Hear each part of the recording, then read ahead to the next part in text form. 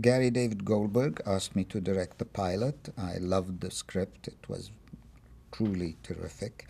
And the the pilot, the crew, not the crew, but the staff was Gary, myself, and I think two other writers. We were sitting in a basement room at Paramount, and that's when all the work was going on. We talked about the script and what Gary wanted to do, and during rehearsals we would meet there for whatever rewrites. It was a very, very kind of intimate, small, very close working relationship.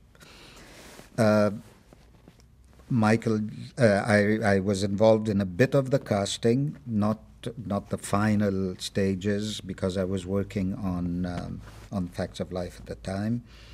And Gary kept telling me about this wonderful young actor he saw, and it was between him and Matthew Broderick, and Matthew was cast actually, and then he had to go to New York to be with his dad.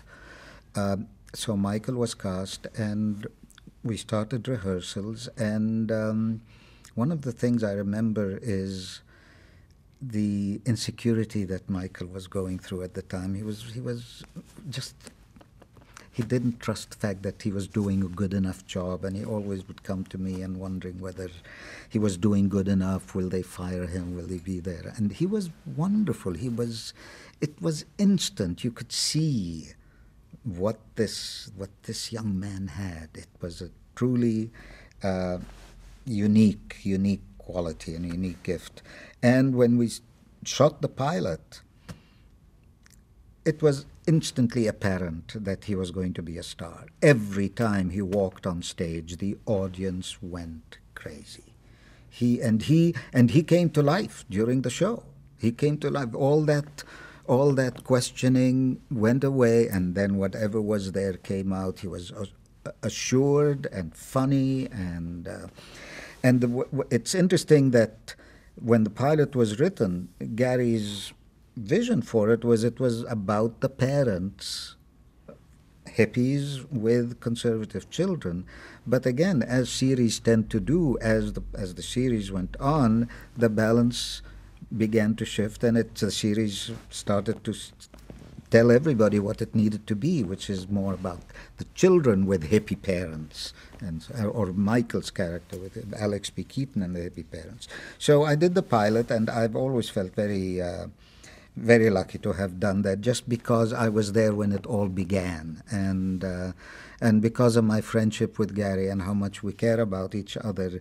This has been just like a bond. He always refers to the fact that we did the pilot for Family Ties, because that changed his life forevermore, and it was just a happy experience, even though there was some tension. I remember, and Gary and I talk about it, that he had always worked on film before, and this was the first videotaped show he was doing.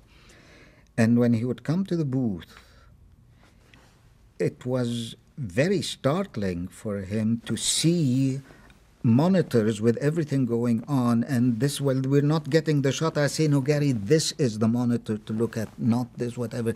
And I started getting a little anxious, because I didn't know what was I doing. I mean, again, production work, and that would pass. And then once we shot during the actual filming or taping of the pilot, it was a euphoric night. The audience embraced it from the first entrance, and it was clear it was going to go. And the story that I know as part of the lore of television now is that Brandon Tartikoff, may he rest in peace, was said that after the pilot was sold, he said, "Well, it's all great, but we need to change the young boy. He will not be the lunchbox character." And of course, he became who he became, and to his credit, Brendan Tartikoff had a lunchbox behind his desk. So that's good. What do you think your main contribution was to the pilot? I think it was making bringing the unit together, having the actors, the characters mesh and the actors mesh, having them be comfortable and create a family, because that's what the show was about more than anything else. Gary wanted it to be about a caring, nurturing, idiosyncratic family. And I think because I love working with actors and I love these people, I think that probably was the major contribution. I mean, it wasn't shot in any particularly adventurous way, but it was a happy set.